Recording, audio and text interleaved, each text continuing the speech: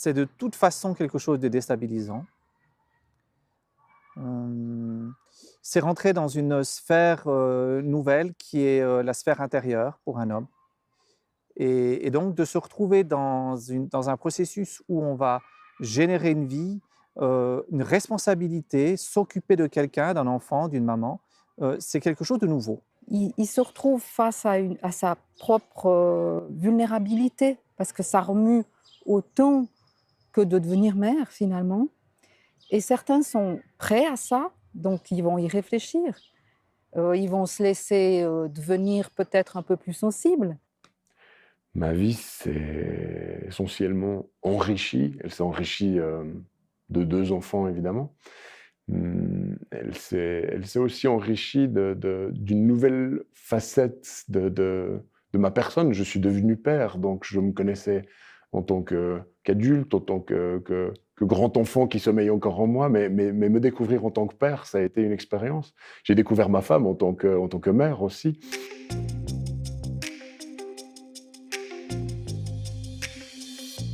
L'homme, eh bien, s'il exprime un peu ses inquiétudes ou s'il exprime des interrogations, il a l'impression de prendre trop de place par rapport à sa femme.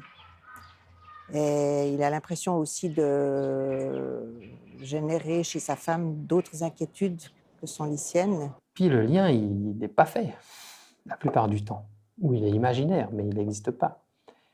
Et donc, alors que pour la mère, il existe déjà depuis longtemps, puisqu'elle a reçu des inputs. Et donc, je leur dis, c'est pas grave, ça se construit. J'étais un peu perplexe, tout simplement. Je voyais les choses évoluer et avancer en sachant pas trop à quoi m'attendre.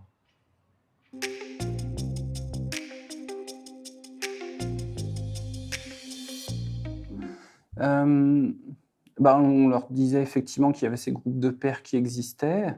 Dans la mentalité masculine, c'est pas toujours évident de dire je vais prendre 2 heures pour aller papoter avec d'autres hommes. Il y en a beaucoup qui disaient qu'ils étaient intéressés. Au final, on en avait très peu qui venaient réellement. C'est une occasion de parler et on ne parle pas des soins. C'est seulement le bébé et eux et moi. Ils sont amenés finalement à le décrire et chacun à leur tour. Je leur demande aussi de ne pas parler ensemble et de ne pas non plus s'obliger à dire il y a des choses qui se ressemblent, qu'ils peuvent avoir des avis très différents sur leur bébé, que ça m'intéresse aussi d'avoir les avis très différents. Et donc, du coup, c'est très riche en expression. On a vraiment les mêmes prestations qu'on offre aux mamans. Donc, ça veut dire qu'ils peuvent venir en entretien gratuit et confidentiel et avoir des conseils et des informations. La chose peut-être qui est différente, c'est au niveau des horaires, où on peut adapter les horaires en fonction du travail et peut-être les accueillir plus tard le soir ou à midi.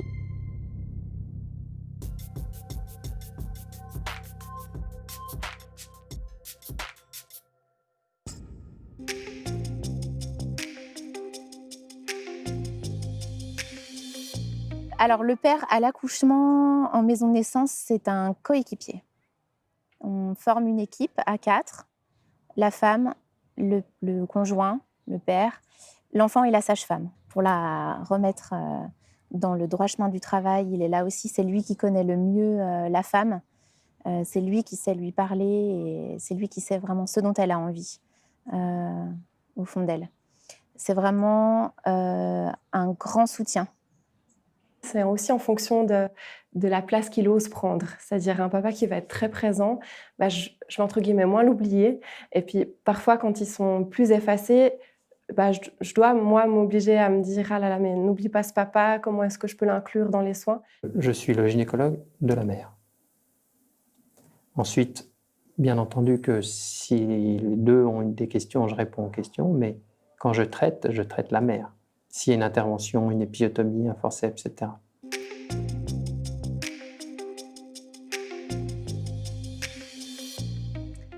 Alors, on l'inclut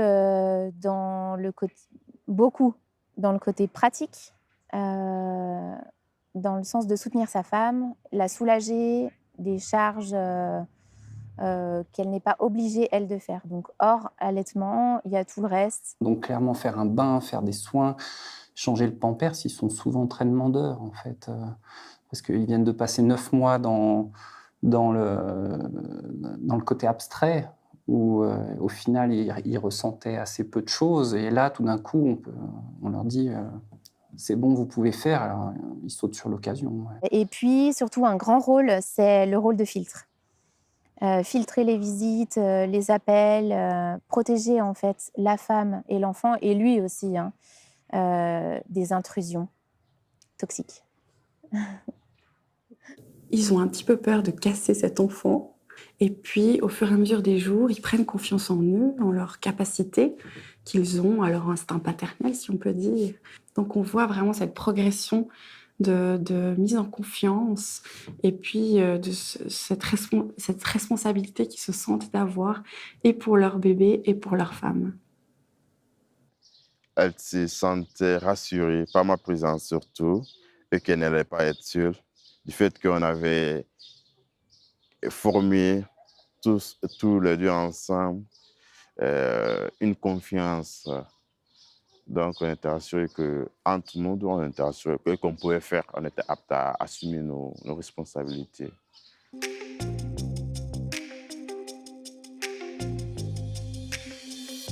Ça m'est arrivé une fois d'être face à un couple où la femme avait choisi de ne pas allaiter parce que son compagnon lui avait interdit. Il n'avait pas souhaité, il avait souhaité pouvoir lui donner le biberon à son bébé. Si une femme souhaite allaiter, elle devrait pouvoir allaiter. Autant je suis pour la présence du père, qu'elle soit de plus en plus présente, autant sur l'allaitement, c'est un sujet maternel. C'est pas une insulte faite au père que de dire la vie de la mère compte presque par-dessus tout, quoi.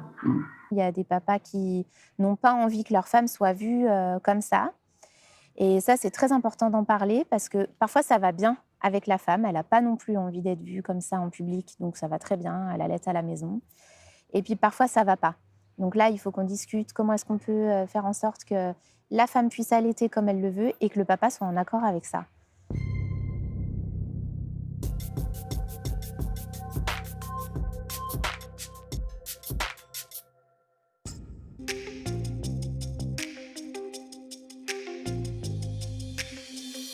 C'est vrai que c'est quand même conditionné par si la femme a mal, si la femme a des douleurs, si la femme a saigné beaucoup, si la femme a une césarienne. Enfin là, il y a aussi une peur de faire mal chez les hommes en général.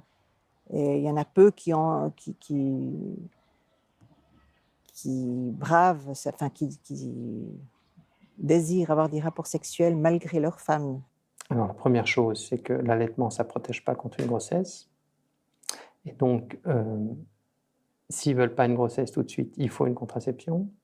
Je les rassure en leur disant que c'est extrêmement fréquent qu'il n'y ait pas de relation après un accouchement, que c'est souvent autant un problème du papa qu'un problème de la maman.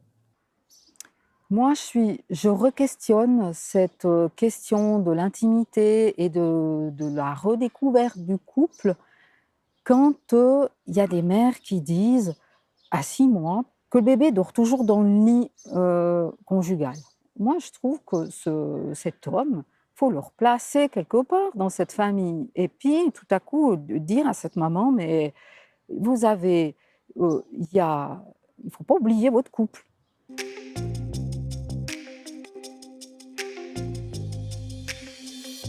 Je les fais travailler sur avant-après l'accouchement, si c'est des futurs pères sur la projection qu'ils s'imaginent, si c'est des nouveaux pères sur la réalité, quelle est la nouvelle répartition du temps?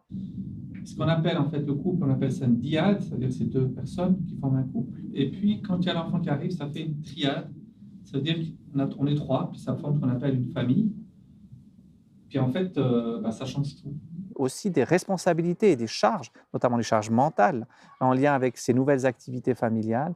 Il y a peu d'hommes qui peuvent ou envisagent, ou peut-être pas assez, de se dire « tiens, je veux réorganiser mon temps de travail, soit le diminuer, soit le répartir différemment pour être plus présent auprès de ma famille et de mon enfant ». Si elles n'ont pas une activité hors, elles ont l'impression de tourner en rond. Quand même, j'entends souvent des femmes dire après 3 mois, j'ai un pétage de câble, quoi.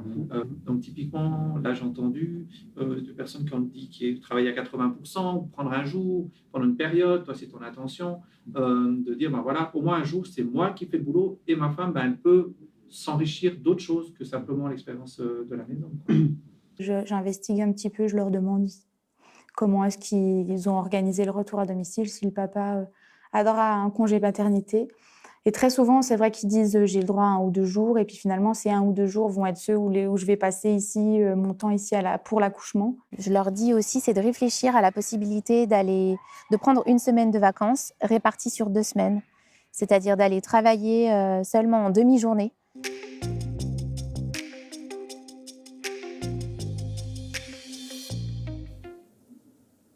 Non. C'est vrai qu'on ne l'aborde pas pour les pères. On aborde beaucoup le baby blues pour la femme.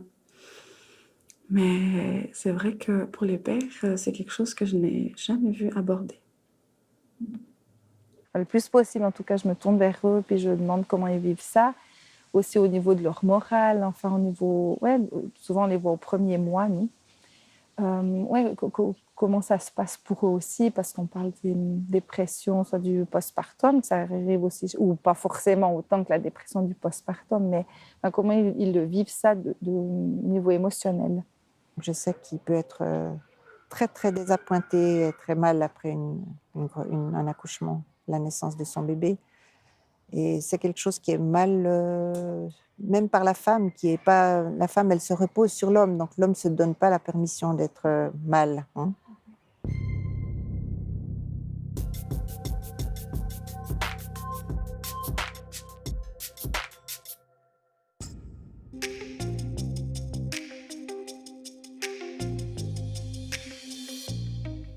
Alors moi, ce que je leur dis, c'est qu'en fait, un enfant, ça rapproche pas un homme et une femme. Et donc, on peut pas